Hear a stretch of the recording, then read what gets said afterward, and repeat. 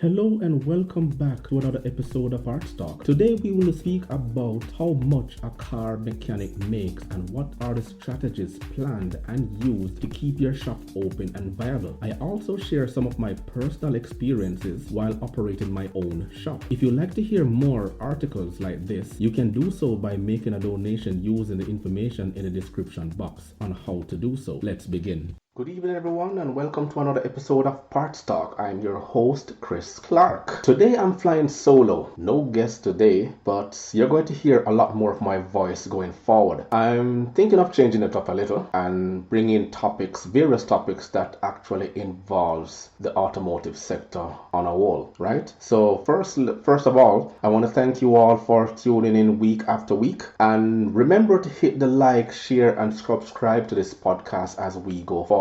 So today, I want to talk a little bit about mechanic owners and the auto industry on a whole, but specifically I'm going to talk about, today's topic is going to be mostly about mechanic owners, right? How does a car mechanic owner make? Now, I have an article here from Cliff Degroot. It's Cliff Degroot, an automotive technician, says he's been practicing fixing cars from 1995 to present, and his article was actually published way back in December 23rd, 2020. Well, we say way back because the technology moves so fast and things happen every single day, and if we don't mention a lot of these things, they get lost in the noise that is all around us. So a lot of times we have to sit back, relax, and appreciate what is going on around us. So today's topic is, how much does a car mechanic owner make? That's the name of the article. And I'm going to read as we go forward, and then what you're going to hear from me is a little bit of my personal experience and how I can relate to whatever Mr. Degroot is saying.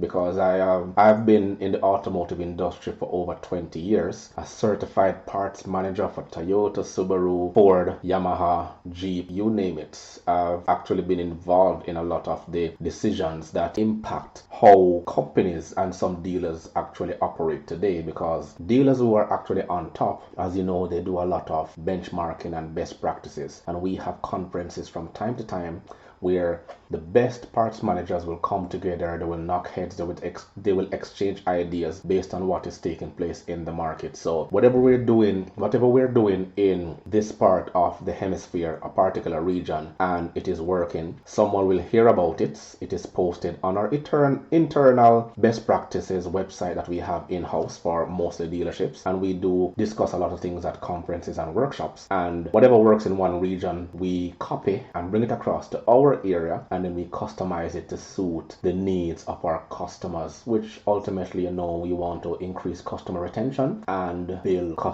long-standing customer relationship. Now, going back into this article, it says, well, I'm a shop owner and not about to disclose my income. However, I will say that most shops don't do that well. The issue with many repair shop owners is that they're mechanics, no business education at all. They spent years working for someone like me and know what the labor rate is being billed to the customer. They finally open one of their own and reality comes crashing down. What they fail to figure out is the true cost of opening the doors up every day. Mine is thousands a day. I do well, better than most, but I almost lost it all before I figured it out. Simple things will crush an auto shop profit and loss. For example, do 1 million in sales. Now just sell the parts at what the supplier suggests you to sell it for instead of the margin you should. Supplier has no concept what you need to profit. On average, a bill is 50% parts, 50% labor. That's $500,000 part sales. Let's be very forgiving and say they sell them for 10% less than they should. That's 50% that's actually gone. Poof. The fun part is that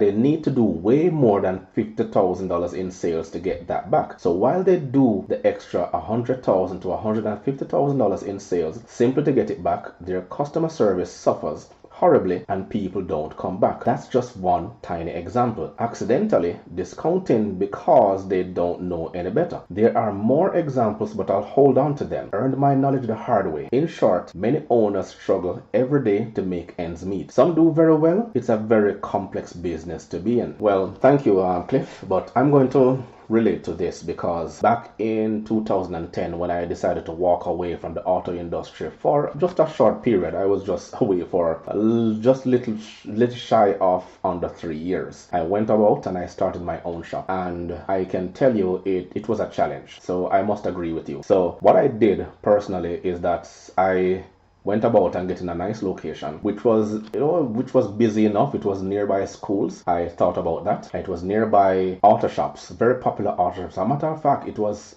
just like 5 minutes from the most popular auto shop back in Jamaica. They do very well when it comes to parts. And what I did was I was using my own personal money to operate the shop. But little did I know that it actually took me a year to recover. And that was on a good note because everything was piling up. The bills were piling up. The mortgage wasn't being paid, and I had to be surviving from my wife at the time. Luckily, I'm basically out. But let me make this fundamentally clear, and I will actually give my insight into a lot of the things that needs to be done when you're operating a shop. First and foremost, apart from the location, you have to have an action plan in place. That is one thing. You need to know exactly what you're going to be dealing with, right? So the action plan is first and foremost. The second thing, you can't do everything as a shop owner. You need to identify a niche. So much so that you only have garages out there that specifically deal with oil changes only. Quick lube, quick turnaround, 20-minute oil change in and out. That's what they do. Then you have some garages that indulge in brakes. That is all they do. They just change brakes and disc rotors, pads, service brakes, and that is it. Changing the oil is an upselling task for them. Then you have those who specialize in air conditioning. There are those who specialize in transmission repairs. There are those who specialize in remove and replace engines. Then you have the collision shops, right? So one of the things that auto technicians have to rely on is trying to identify their niche in terms of the strength in what they were trained to do, right? Another thing is you can't do it all on your own. So that's the third thing. You cannot do it all on your own. You're going to need help, whether you have a business partner, whether you have a family member, but you're going to need that extra help in order to get certain things done, right? And the fourth and final thing you have to look about, always be aware of your overheads. You have to bear that in mind, right? And one of the things that I must agree with Cliff here is that many shop owners is that they're mechanics, right? And needless to say, after a while you have to do self-development, go into a course, enroll into a course such as supervisory management, just a short 3 to 6 months course, so you can have an understanding exactly of what needs to be done. In those courses, they'll teach you about SWOT analysis, identifying the strengths, weaknesses, opportunities, and strengths, right, in order to maintain the business itself. And you can also rely on online classes. YouTube is there. You can learn anything online, so to speak, right? You have online academies like udemy.com.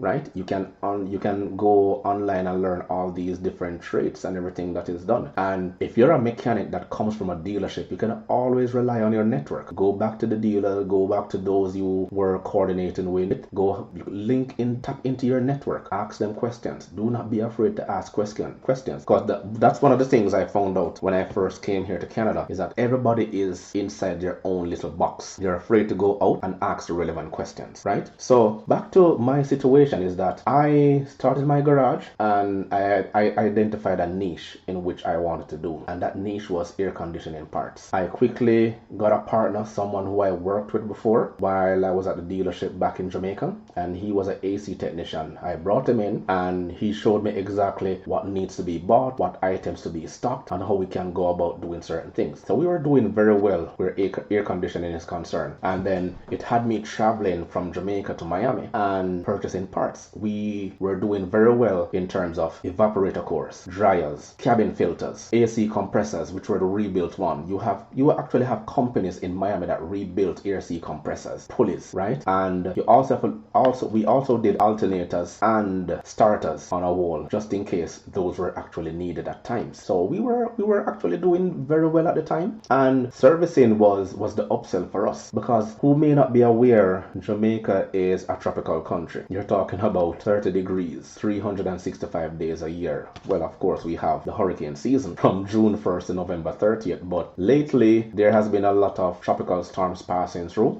Major hurricanes are sometimes, yeah, they threaten the island every now and then, but it's not too much of a commonplace for us because we are always prepared to deal with those natural disasters. But apart from that, the scenery is always beautiful and it's always hot. So cars need their air conditioning every single time. So I identified that niche and I capitalized on it. Well, to go further into his letter, let me dissect it a little better. He says, mechanics spent years working for someone like me and know what the labor rate is and bill to the customer. They finally open one of their own and reality comes crashing down. That is fundamentally true, because what I found out during my time is that working with some of these guys, they didn't understand that the overheads actually come first. They were a part of the overhead, but they were looking at the total figure itself, not knowing that the flat rate system in which they were being paid had to come out, and then everything else will go towards paying the bills that were due on a monthly basis. Now, as it relates to parts, that was also another fundamental thing that we looked in, and we capitalized on that because I was lucky enough, based on my relationships that I built over the years with the various part shops and other garages thereabout, I was able to go back to those shops, talk with them, negotiate with them, and got a huge discount factor in which I incorporated back into my sales. So when customers will actually call around to find out what the prices were, my prices that were being billed to them would not be anything too far off from them, because as you know, customers from time to time do investigate their bills and they have an idea what the marketplace is, right? The other thing he mentioned here is that let's be very forgiving and say that they sell them for 10% less than they should. That's 50%. That's just gone poof. Yeah. If you do that, then you're definitely going to lose. You have to maintain the same price of the parts based on what it is. The only thing you negotiate for is maybe the labor cost. But I don't know why people are always trying to lowball the mechanic. And as you know, I'm a big advocate for mechanics on a whole, and you have to treat them with respect, because if you go to my YouTube video, I have actual mechanics talking and telling you exactly what their experiences were. And they have families, they have a roof over their head, they have mouths to feed. So if you come to them and they give you a price, please, by all means, I'm asking you to just stick with it and work with them, at least the honest ones that I know. Because if you look at it, if you go inside a supermarket and you take those items off the shelf, and then there's a variety of items and everything has its own price, but you have that choice to choose whatever you want to put in your trolley. When you go to the cashier, you don't lowball the cashier. You take out your credit card or your cash and you just pay. Some people go as far as having 3, 4, 5 trolleys bunched up together, and they're very proud to take out a wad of cash in front of everyone and count it out, and proud enough to pay that bill right up front. So I don't see the difference when you're actually getting your car, right? Pay the mechanic what is due. I mean, there are some mechanics out there that make it bad for everyone, but I will implore everyone, those are the guys who actually keep us on the road. So the respect is always due for them. He goes on, and let me go back into it. The fun part is that they do way more than 50,000 in sales, and to get that back. So yes, they can do more than 50,000 in sales. And he says while they do the extra 100,000 to 150,000 in sales, simply to get it back, their customer service suffers horribly and people just don't come back. That is also another thing that mechanics need to work on, and not only mechanics, it's the service industry overall. Mechanics are used to working in the back and not dealing with customers up front, and that is a part of their personality. Working on the cars is better and fixing things is better. If they know you personally, then you can have an interaction one-on-one with them. But in terms of relating a lot of the technical jargons that the car actually has to be diagnosed with, sometimes it's difficult relating those to the customers, and they get rather irritated trying to explain what needs to be done, what has to be done, and customers always have this mindset that they're being ripped off. Mind you, not all mechanics are the same. There are actually some that are customer centric. If you go back to a previous podcast I did with Ryan was a mechanic. Ryan said he actually preferred people than mechanics, and he left being a mechanic to become a service advisor, which was more fulfilling for him. So everyone actually has their niche, right? Well, I want to thank Cliff for this article, and basically I will be reading a lot more articles as we go forward and try to dissect them and relate my personal experience, as I mentioned earlier. But what do you think think? Do you have any experiences do you want to share? What do you think about Cliff's information? What do you think that what he could have, do you have any idea what he could have been doing better? My experiences on a whole taught me a lot of things about running a shop. It is hard work, it's dedication, it's passion, it's drive. But mind you, there are a lot of shops in and around your area. Just drive and look around. They're still in existence. They're not closing down. Restaurants, convenience stores, beauty shops, barber shops are more likely to close than garage. If you doubt what I'm saying, take a drive around your community. Look at those garages that have been around for the long standing, and make a judgment for yourself. Usually mechanics start out in their garages, then they branch off and get their own location. And there is also another saying that the dad and son shops are slowly dying because the sons are no longer interested in carrying on the trade. And that is because it is difficult keeping abreast of the competition that is out there. You have to have determination. Well, that's it for now, and I'll be back next week with another article explaining many avenues in which the auto industry affects us. So this is your host, Chris Clarke, and I do thank you for tuning in. Until next week, have a good evening and good night. If you enjoyed this episode, be sure to subscribe so you're notified when a new episode is posted. Remember to rate and review this podcast and share it with your friends. Thanks so much for listening, and I hope you're leaving with a better understanding of the individuals who work in the auto industry. Until next time.